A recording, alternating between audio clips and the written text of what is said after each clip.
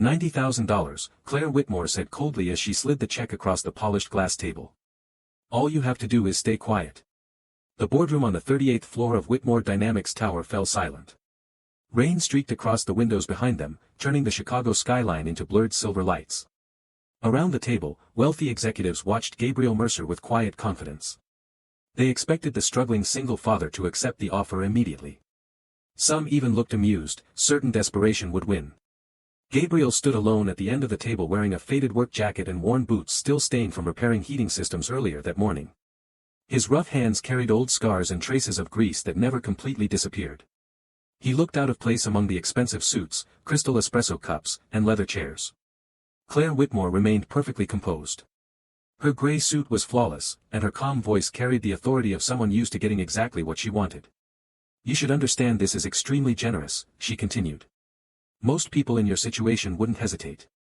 Gabriel lowered his eyes to the check but did not touch it. $90,000 was more money than he had seen in years. Enough to repair his broken truck. Enough to fix the leaking kitchen ceiling.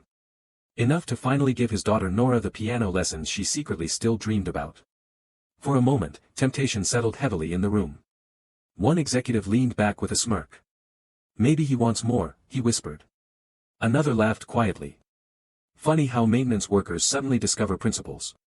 Gabriel ignored them. Instead, he looked through the rain-covered windows at the city below. His reflection stared back at him, tired shoulders beneath harsh fluorescent lights, a man worn down by years of sacrifice. Then he remembered something his late wife once told him. The fastest way to lose yourself, she had said, is to put a price on your silence. Gabriel finally picked up the check between two fingers. Every executive in the room watched closely. Without warning, he tore the check cleanly in half. The ripping sound was soft, yet it echoed through the boardroom like thunder. One executive cursed under his breath. Another nearly knocked over his chair in shock. But Claire Whitmore said nothing. She only stared at the torn pieces drifting onto the table. Gabriel placed them down carefully. Keep your money, he said calmly. I'm not the man you think I am. For the first time that evening, Claire's controlled expression faltered. And what happened next left everyone completely speechless. Click the link to watch the full story before this disappears.